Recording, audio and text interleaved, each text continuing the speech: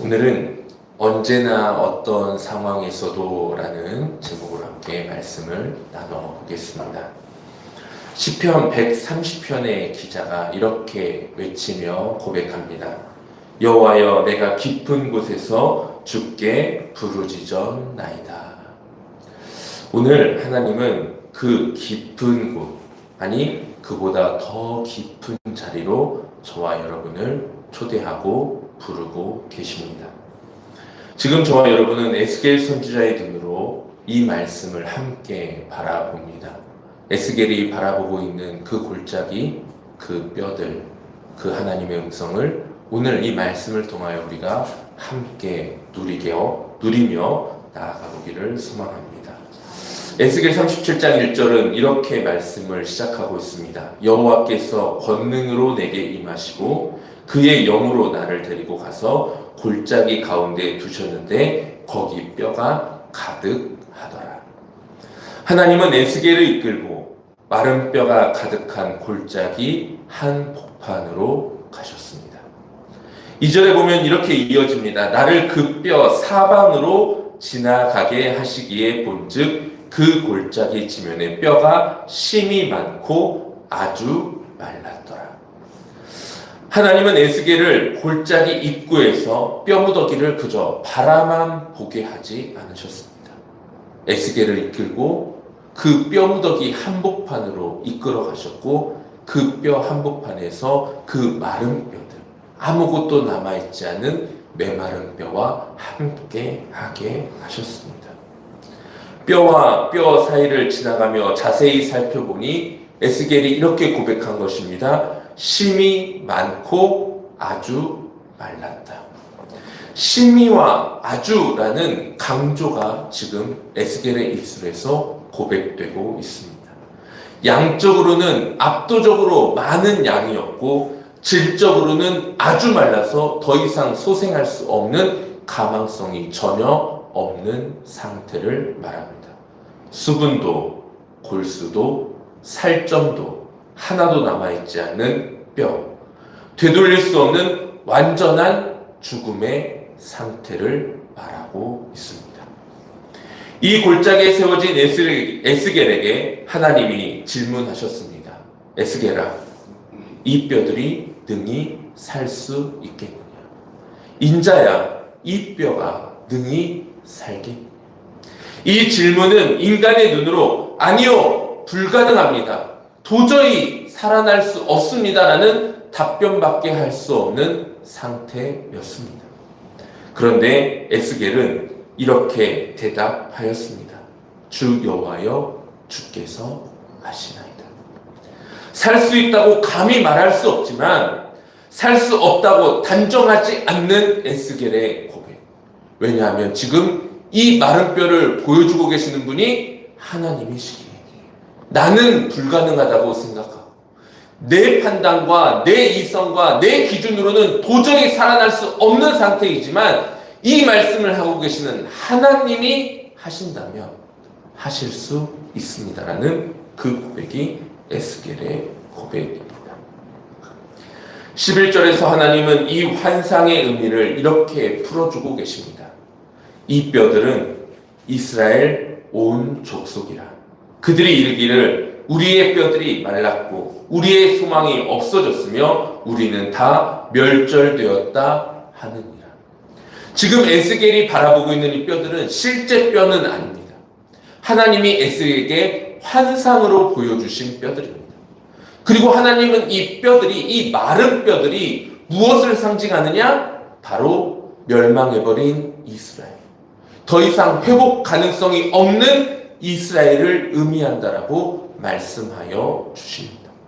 나라를 잃어버렸고 성전이 무너져버렸고 더 이상 자신들의 땅에서 뿌리를 내리고 살아갈 수 없는 포로된 이스라엘 백성들. 하나님의 백성 이스라엘의 절망적인 상태가 바로 이 메마른 뼈의 상태입니다. 소망이 줄어든 것이 아닌 소망 자체가 증발해버린 이스라엘. 우리는 이 메마른 뼈가 가득 찬 골짜기의 풍경을 통하여 예수님이 걸어가신 십자가의 길을 바라볼 수 있습니다. 오늘은 사순절 5번째 주일입니다. 그리고 다음 주일은 종려주일이고 종려주일을 시작으로 고난주간이 시작됩니다. 예수님이 걸어가시는 그 길을 인간의 눈으로 본다면 그저 죽음밖에 보이지 않습니다. 그 길 끝에는 십자가가 있고 그 길을 걸어가는 주님은 채찍을 맞으셨고 모든 물과 피를 흘리셔서 멸망의 길이고 더 이상 소망이 없어 보이는 길처럼 보여질 뿐입니다. 제자들이 보기에도 군중이 보기에도 그 길 끝에는 아무런 소망이 없었습니다. 오늘 이 에스겔의 마른 뼈의 골짜기, 이 마른 뼈의 골짜기는 오늘 저와 여러분이 서 있는 자리이기도 합니다. 지난 주일 취임 감사 예배 때 김진욱 집사가 불렀던 찬양을 듣고 저는 참 많은 눈물을 흘렸습니다. 사실 이 특별 찬양을 시작하기 전에 이 두 곡이 모두 다 저와 저의 아내에게 의미가 있는 찬양이어서 제가 앞에서 제 아내 옆구리를 푹 찌르면서 울지마, 울면 안 돼 라고 말을 했습니다. 그런데 이 특별 찬양이 딱 시작되자마자 하염없이 제 눈에서 눈물이 나오기 시작하는 겁니다. 제가 울지 말라고 했던 게 민망할 정도로 정말 숨죽여 울었지만 저희 꺼이꺼이 울었습니다. 이 눈물은 슬픔의 눈물은 아니었습니다. 제가 여기 죽을 양처럼 끌려와가지고 하나님 나 어떡해요 라고 우는 눈물은 아닙니다. 오해하지 마십시오. 정말 하나님 앞에 너무나 감사와 감격이 물밀듯 밀려오는 감사의 눈물이었습니다.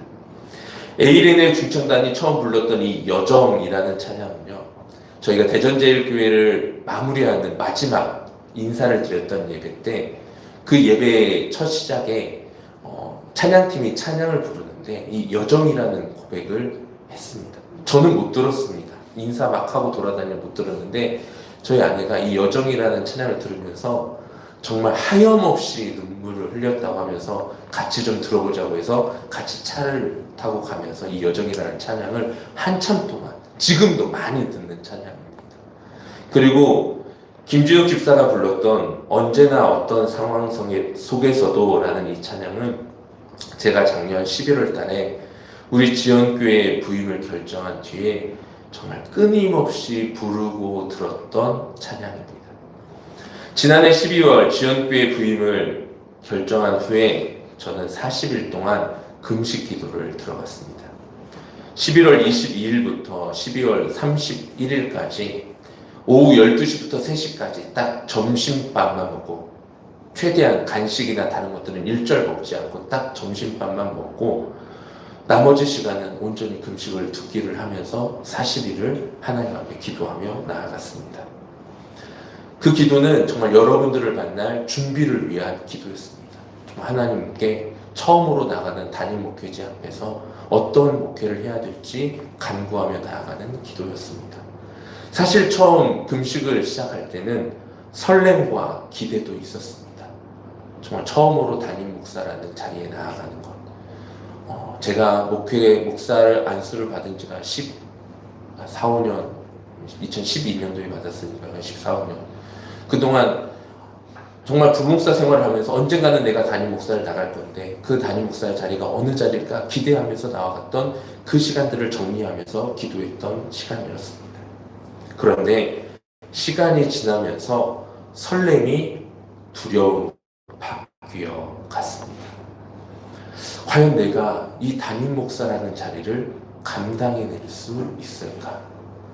그리고 솔직히 우리 교회의 이 형편을 보면서 과연 내가 이 경제적인 압박과 어려움들을 자유함으로 정말 맞이하면서 하나님께 모든 것을 맡기고 나아갈 수 있는 용기와 결단이 있는 것일까? 그런 두려움이 저의 마음을 채워가기 시작했습니다. 그러면서 어느 순간 저의 삶의 이 문제들이, 이 기도의 제목들이 거대한 절벽처럼 느껴지기 시작했습니다. 마치 오늘 에스겔이 마른 뼈 골짜기 한가운데 서 있었던 것처럼 저희 이 상황들이 마른 뼈로 다가왔던 것입니다. 그때 기도하면서 찬양을 찾기 시작했습니다. 솔직히 기도가 너무 나오지 않으니까 찬양을 들으면서 그 찬양을 통해서 기도라도 해봐야 되겠다. 그래서 제가 예전에 힘들 때마다 불렀던 찬양이 아무것도 두려워 말라라는 찬양이었습니다. 사실 이 찬양을 찾으려고 검색을 하기 시작했습니다. 그래서 피아라는 찬양팀이 있는데요. 이 피아라는 찬양팀이 아무것도 두려워하지 말라라는 이 찬양을 부르기 시작했습니다. 같이 따라서 기도하며 불렀습니다.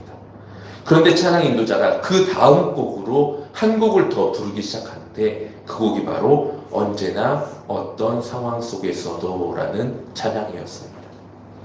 언제나 어떤 상황 속에서도 하나님은 오르십니다. 실수가 없으신 신실하신 하나님. 이 찬양의 고백이 저의 마음 가운데 울려 퍼지면서 저의 마음을 흔들기 시작했습니다. 언제나 어떤 상황 속에서도 하나님이 일하시는구나. 그리고 지금 현재 나의 두려움의 이 한가운데서도 하나님이 지금 일하고 계시는 순간이구나라는 것을 고백할 수 있게 되었습니다. 또 찬양의 고백 가운데에서 하나님은 오르십니다라는 이 고백 가운데에서 내가 지연교회를 향해 걸어가는 이 길 역시 하나님이 나와 함께 하시는 길이라면 옳은 길입니다라는 고백으로 나아갈 수 있게 되었습니다. 그래서 지난주 취임 예배 때 제가 우리 김진욱 집사한테 나 이 찬양 꼭 좀 불러줘라. 내가 기도하면서 정말 매달렸던 찬양인데 이 찬양 듣고 싶다라고 부탁을 따로 했습니다.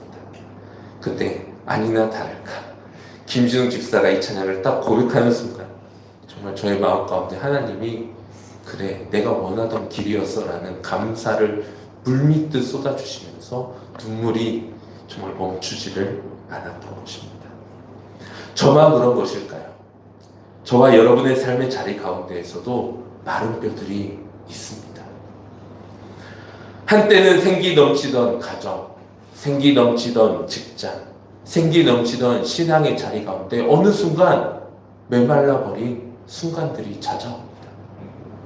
대화가 끊어져 버리고 삶의 자리가 팍팍하게 느껴지고 더 이상 나의 삶에 생기가 느껴지지 않는 그 메마른 뼈와 같은 순간이 저와 여러분의 삶의 자리 가운데에도 찾아오게 됐다라는 것입니다. 우리 안에 메말라버린 자리 가운데 하나님은 이런 말씀으로 우리에게 다시 힘을 더하여 주십니다. 에스겔 37장 8절. 이 상태 가운데서 이런 말씀이 임하여진 것입니다. 그 속에 생기가 없더라. 메마른 뼈에 생기가 없는 상태. 마치 우리의 삶의 자리가 아무런 소망도 희망도 다 끊어져 버린 것 같은 모습. 모양은 갖추었으나 숨이 없는 상태. 예배의 형식은 있으나 예배의 생기가 없는 상태. 기도의 습관은 있으나 기도의 숨결이 멈춰져 버린 상태. 그곳이 바로 우리 안에 마른 뼈의 골짜기입니다. 하나님은 이번 사순절을 통해 저와 여러분에게 다시 한번 마른 뼈와 같은 형식만 남아있는 우리의 인생에 생기를 불어넣어 주시기를 소망하십니다. 사순절은 마른 뼈 골짜기 한가운데에서 너희가 살아나라 라고 명령하신 하나님의 음성을 듣는 시간입니다. 하나님은 에스겔에게 놀라운 명령을 내리셨습니다. 4절의 말씀입니다. 너는 이 모든 뼈에게 대언하여 이르기를 너희 마른 뼈들아 여호와의 말씀을 들을지어다. 죽은 뼈에게 말씀을 선포하시라는 명령입니다. 여러분 잘 한번 생각해 보십시오. 마른 뼈, 죽은 뼈 들을 수 있습니까? 들을 귀가 없고 들을 상태가 아닌 존재들, 그 존재들에게 하나님이 지금 명령하라, 대언하라 에스겔에게 말씀하셨습니다. 우리가 봤을 때는 너무나 무의미한 일입니다. 마른 뼈에게 말해봤자 무슨 소용이 있을까? 들을 수 없는 존재에게 말해봤자 무슨 필요가 있을까? 그러나 하나님은 에스겔에게 명령하셨습니다. 이 마른 뼈에 대하여 마른 뼈에게 대언하여 나의 말을 증거하라. 에스겔이 하나님의 명령대로 대언하자 골짜기에 놀라운 일이 벌어지기 시작합니다. 7절과 8절의 말씀을 함께 봅니다. 대언할 때에 소리가 나고 움직이더니 이 뼈 저 뼈가 들어맞아 뼈들이 서로 연결되더라. 내가 본즉 그 뼈에 힘줄이 생기고 살이 오르며 그 위에 가죽이 덮이나 그 속에 생기는 없더라. 하나님의 말씀이 대언되자 들을 수 없는 메마른 뼈에 하나님의 말씀이 임하자 그 골짜기 전체가 소리와 움직임으로 진동하기 시작합니다. 흩어져 있던 뼈들이 자기 짝을 찾아 맞붙습니다. 분리되어 흩어져 있던 것들이 제자리를 찾아 하나로 이어집니다. 그 위에 힘줄이 생기고 뼈와 뼈를 잇고 근육이 오르고 피부가 그 마른 뼈 위에 올라와 사람의 형태를 갖추어 갑니다. 창세기 2장 7절에서 하나님이 흙으로 사람을 빚으셨던 것처럼 마른 뼈 위에 다시 인체를 빚어 가신 것입니다. 지난주 요한복음 9장에서 예수님께서 진흙을 이겨 시각장애인 눈 위에 바른 행위가 창세기의 창조를 재현하셨던 것처럼 오늘 에스겔의 골짜기에서도 하나님의 새로운 창조의 역사가 시작되었습니다. 그런데 8절 마지막 문장을 보십시오. 그 속에 생기는 없더라. 힘줄도 생기고 살도 오르고 가죽도 덮였습니다. 겉으로 보면 완벽한 사람의 모습입니다. 그러나 숨이 없습니다. 형태는 완성되었으나 생명은 없는 상태. 하나님의 역사가 여기서 한번 멈춘 것처럼 보일 수 있습니다. 이 장면이 에스겔 37장의 신학적인 중심입니다. 말씀이 선포될 때 구조가 세워지고 형태가 갖추어졌지만 하나님의 영이 함께 하시지 않으면 생명이 될 수 없습니다. 말씀만 가지고 우리가 온전한 삶을 살아내는 것이 아니라 그 말씀을 우리의 삶의 자리 가운데 해석해 주시고 그 말씀이 우리의 삶의 자리 가운데 말씀되어 주실 성령이 함께 하시지 않는다면 진짜 생명의 능력, 진짜 신앙의 능력을 우리가 살아낼 수 없다라는 것입니다. 말씀이 우리의 삶에 들어오고 성령이 그 말씀의 생명을 깨닫게 하실 때 하나님의 온전한 역사가 일어날 수 있게 됩니다. 이 둘이 함께 역사하실 때 비로소 완전한 생명이 되는 것입니다. 그래서 하나님은 두 번째 명령 에스겔에게 명령하십니다. 생기야 사방에서부터 와서 이 죽음을 당한 자에게 불어서 살아나게 하라. 첫 번째 대언의 대상이 뼈였다면 두 번째 대언의 대상은 생기입니다. 히브리어로 이 생기는 루아흐입니다. 이 루아흐는 다른 해석으로 하나님의 영, 성령, 하나님의 숨결을 의미합니다. 하나님은 지금 하나님의 영, 성령, 하나님의 숨결을 정말 겉모양만 살아있는 겉모양만 회복한 그 인생들에게 불어넣으라 말씀하여 주셨습니다. 그리고 10절에 보면 그 생기가 그들에게 들어감에 그들이 살아나서 그 발로 일어서니 심히 큰 군대더라. 사랑하는 성도님들, 2절에서 그들은 심이 많고 아주 마른 뼈였습니다. 그냥 메마른 뼈일 뿐이었습니다. 그 뼈에 하나님의 말씀이 들어가고 주의 생기가 들어가자 심이 많은 군대가 되었습니다. 죽음의 절정에서 생명의 절정으로 뒤집어졌습니다. 무기력하게 흩어져 있던 뼈들이 목적과 방향을 가진 공동체로 일어나게 되었습니다. 이 은혜는 에스겔의 골짜기에서만 일어난 것이 아닙니다. 지난 새벽 묵상을 통해 나누었던 나사로의 이야기에서도 이 말씀이 동일하게 적용될 수 있습니다. 이미 죽은 지 나흘이 되어 냄새가 나던 나사로가 예수님의 명령으로 일어났습니다. 에스겔의 마른 뼈와 나사로의 냄새나는 무덤은 동일한 자리입니다. 인간은 이미 끝났다고 포기한 자리. 그러나 그곳에 하나님의 명령이 임할 때 마른 뼈가 군대가 되고 죽은 나사로가 살아납니다. 부활은 마지막 날에 일어날 먼 미래의 사건이 아닙니다. 세상 사람들은 부활을 말도 안 되는 이야기, 허무맹랑한 이야기, 교회 다니는 사람들의 허풍 떠는 이야기라고 생각할 수 있습니다. 마른 뼈와 같이 보입니다. 죽은 나사로와 같이 보입니다.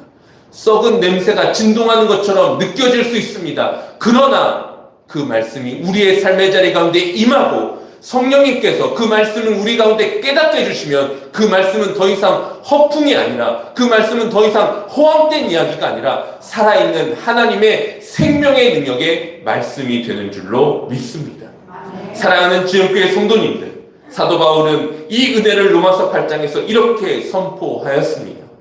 예수를 죽은 자 가운데서 살리신 이의 영이 너희 가운데 거하시면 그리스도 예수를 죽은 자 가운데서 살리신 이가 너희 안에 거하시는 그의 영으로 말미암아 너희 죽을 몸도 살리시리라. 아멘. 다시 한번 제가 천천히 읽어드립니다.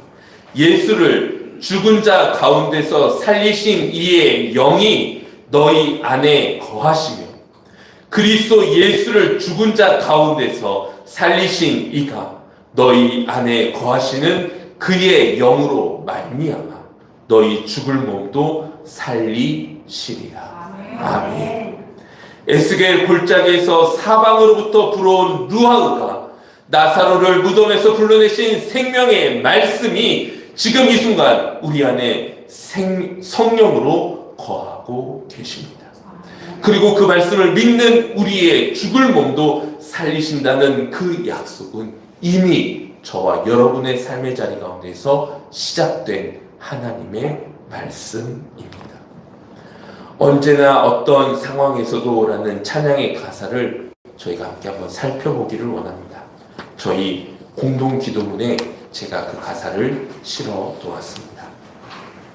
함께 보면서 말씀을 한번 나눠봅니다. 이해할 수 없는 일들이 내 삶을 채우고 끝없는 고난에 주저앉고 싶을 때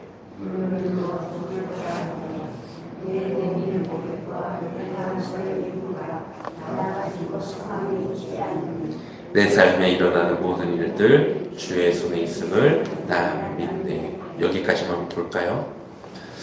이해할 수 없는 일들이 내 삶을 채우고 끝없는 고난에 주저앉고 싶을 때. 이 가사는 오늘 우리가 함께 묵상한 이 에스겔이 마른 뼈 골짜기에 있을 때 서 있던 심정이기도 합니다. 마르다가 나흘된 무덤 앞에서 그 오라비의 육체가 썩어져가는 냄새를 맡을 그 순간이기도 합니다. 저와 여러분의 삶에 마른 뼈 앞에 서 있을 때의 심정입니다. 이해할 수 없는 일들이 내 삶을 채우고 끝없는 고난에 주저앉고 싶을 때가 우리에게 얼마든지 일어나고 있습니다.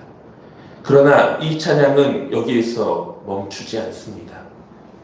뒤에 보면 이렇게 우리가 지금까지 읽었던 말씀 뒤에 보면 이렇게 고백됩니다. 꽃길 아닌 가시밭길, 좋은 길 아닌 좁은 길, 그럼에도 이 길 끝에 소망이 있기에. 예수님이 걸어가신 십자가의 길은 인간의 눈에 마른 뼈의 골짜기와 같은 길입니다. 가시밭길이고 좁은 길입니다. 그러나 하나님의 구원의 계획은 그 죽음의 길 위에서 단 한순간도 흔들리지 않으셨습니다. 마른 뼈를 살리시는 하나님은 십자가의 죽음을 부활의 생명의 소망으로 바꾸셨기 때문입니다. 언제나 어떤 상황에서도 하나님은 모르십니다. 실수가 없으신 신실하신 하나님 주의 선하심을 난 믿습니다. 이 고백은 형편이 좋아서 하는 고백이 아닙니다. 마른 뼈가 가득한 골짜기 한가운데서 하는 믿음의 고백입니다. 냄새나는 무덤 앞에서 하는 믿음의 고백입니다. 형태는 갖추었으나 생기가 없는 그 자리에서 언제나 어떤 상황에서도 하나님은 오르시며 실수가 없으신 분임을 고백하고 있는 것입니다. 오늘 저와 여러분은 마른 뼈의 골짜기에서 생명의 군대로 일어서는 하나님의 역사 앞에 서 있습니다. 이 모든 결핍의 자리에서 하나님은 한 번도 옳지 않으신 적이 없습니다. 한 번도 실수하신 적도 없으십니다. 하나님의 선하신 구원의 계획이 가장 완전하게 저와 여러분의 삶의 자리 가운데서 변함없이 신실하게 흘러가고 있습니다. 오늘 우리는 이 은혜를 가장 구체적으로 경험하는 성찬의 식탁으로 나아오게 됩니다. 성찬은 마른 뼈에 생기를 불어넣으신 하나님이 오늘 우리의 마른 영혼에 생명을 불어넣어 주시는 자리입니다. 이 떡과 잔은 십자가의 길이 끝이 아니라 생명의 시작이었음을 증거하는 은혜의 표지입니다. 사랑하는 성도님들, 여러분의 골짜기가 아무리 깊고 뼈가 아무리 말랐더라도 하나님의 말씀과 하나님의 영은 그 자리를 생명의 출발선으로 바꾸어 주십니다. 언제나 어떤 상황에서도 오르시고 신실하신 하나님께서 여러분의 마른 뼈 위에 여전히 생기를 불어넣어주고 계십니다. 우리 주보를 함께 보며 공동 기도문을 고백합니다. 이해할 수 없는 일들이 내 삶을 채우고 끝없는 고난에 주저앉고 싶을 때 눈을 들어 주를 바라보네. 내 믿음의 고백과 내 감사의 이유가 나 가진 것 상황에 있지 않으니 내 삶에 일어나는 모든 일들 주의 손에 있음을 난 믿네. 꽃길 아닌 가시밭길, 좋은 길 아닌 좁은 길, 그럼에도 이 길 끝에 소망이 있기에 언제나 어떤 상황에서도 하나님은 오르십니다. 실수가 없으신 신실하신 하나님, 주의 선하심을 난 믿네. 언제나 어떤 상황에서도 하나님은 오르십니다. 실수가 없으신 신실하신 하나님, 주의 완전하심 난 믿네. 아멘. 이 찬양의 고백이 우리의 삶에 고백되기를 바라며 예수 그리스도의 이름으로 기도드립니다. 아멘. 우리 자리에 일어나 함께 성찬의 자리로 나아갑니다.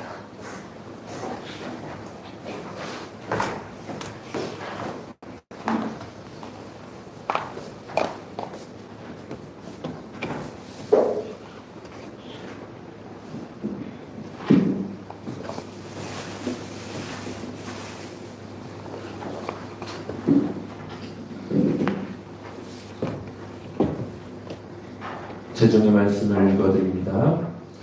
주 여호와께서 이같이 말씀하시기를 내가 생기를 너희에게 들어가게 하리니 너희가 살아나리라. 아멘. 이제 우리는 말씀을 듣고 그 말씀을 눈으로 보고 입으로 성취함으로 우리의 몸 안으로 받아들이는 성찬의 자리로 나아갑니다. 성찬은 우리의 믿음의 증명이 아닌 주님의 사랑이 더욱 선명하게 증거되는 자리입니다. 마른 뼈의 골짜기에서 생기를 불어넣으신 하나님이 오늘 이 식탁에서 우리의 마른 영혼에 생명을 불어넣어 주십니다. 그 생명의 은혜를 받는 성찬의 자리로 함께 나아갑니다. 성령의 임재를 구하며 함께 기도합니다. 거룩하신 하나님 아버지, 이 시간 우리가 나누는 떡과 잔 위에 성령으로 임재하여 주옵소서. 이 성찬을 통하여 우리가 예수 그리스도의 몸과 피에 참여하게 하시고 우리 가운데 계신 주님의 살아있는 임재를 깊이 경험하게 하옵소서. 에스겔의 골짜기에서 사방으로부터 생기를 불어넣으셔서 마른 뼈를 살리신 주님, 오늘 이 성찬을 통하여 우리 안에 메마르고 죽어있는 자리에서 주님의 생기를 불어넣어 다시 살아나게 하여 주옵소서. 성령 하나님께서 우리를 하나로 묶어주시고 우리 안에 들어온 주님의 몸과 피를 통해 우리가 참 한 몸이 되게 하여 주옵소서. 이 모든 간구를 우리 주 예수 그리스도의 이름으로 기도하옵나이다. 아멘. 이 시간 사도신경으로 우리의 신앙을 고백합니다. 나는 전능하신 하나님 천지의 창조주를 믿습니다. 나는 그의 유일하신 아들 우리 주 예수 그리스도를 믿습니다. 그는 성령으로 잉태되어 동정녀 마리아에게서 나시고 본디오 빌라도에게 고난을 받아 십자가에 못 박혀 죽으시고 장사된 지 사흘 만에 죽은 자 가운데서 다시 살아나셨으며 하늘에 오르시어 전능하신 아버지 하나님 우편에 앉아 계시다가 거기로부터 살아있는 자와 죽은 자를 심판하러 오십니다. 나는 성령을 믿으며 거룩한 공교회와 성도의 교제와 죄를 용서받는 것과 몸의 부활과 영생을 믿습니다. 아멘.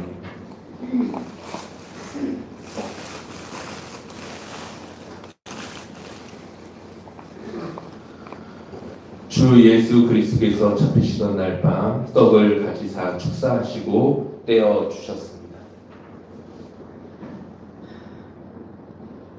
저도 주님의 이름으로 이 떡을 나누어 드립니다. 우리를 위해 찢기신 몸을 기념하며 주님의 떡에 참여하시기 바랍니다. 기도합니다. 생명의 떡 되신 주님, 오늘 메마른 우리의 영혼에 참 생명의 능력 되시는 주님의 몸을 받습니다. 이 떡이 우리의 삶에 임할 때 우리 모두가 예수 그리스도의 몸다운 삶을 살아내는 능력이 되게 하여 주옵소서. 우리의 참 생명의 떡 되신 예수 그리스도의 이름으로 기도합니다. 아멘. 우리를 한몸되게 하시는 떡을 받기 위하여 앞으로 나오시기 바랍니다.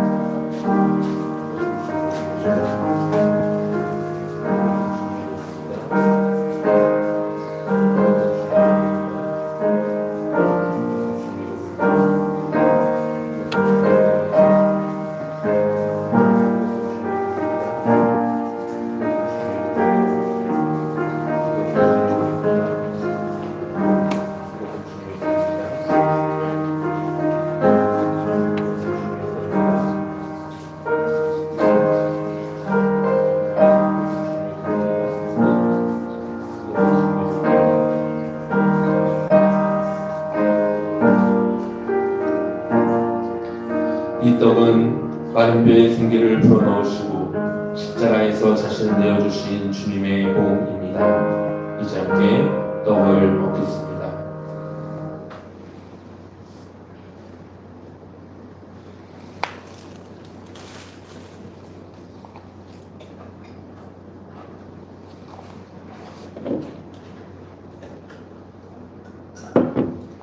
식후에 주께서 잔을 가지사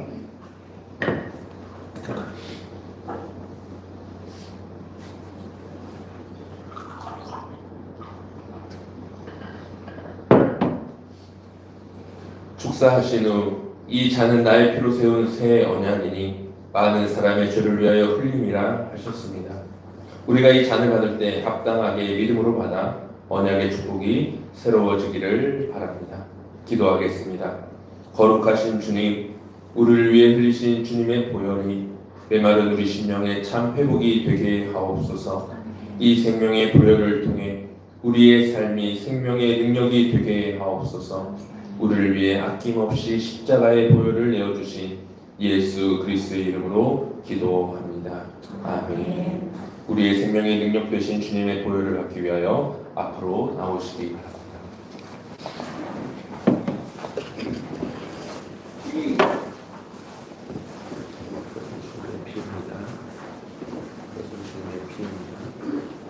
이것은 주님의 피입니다.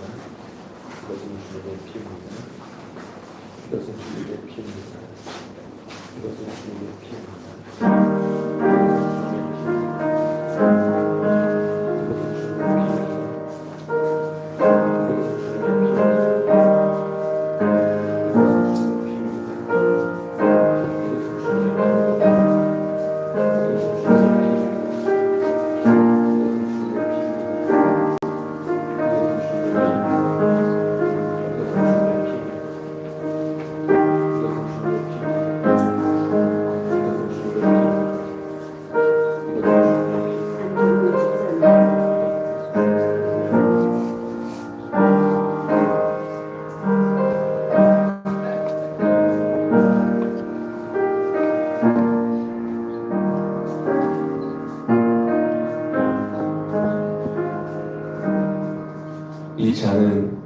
골짜기를 지나 부활의 생명으로 우리를 이끄신 주님의 보혈입니다. 이제 함께 잔을 마십니다.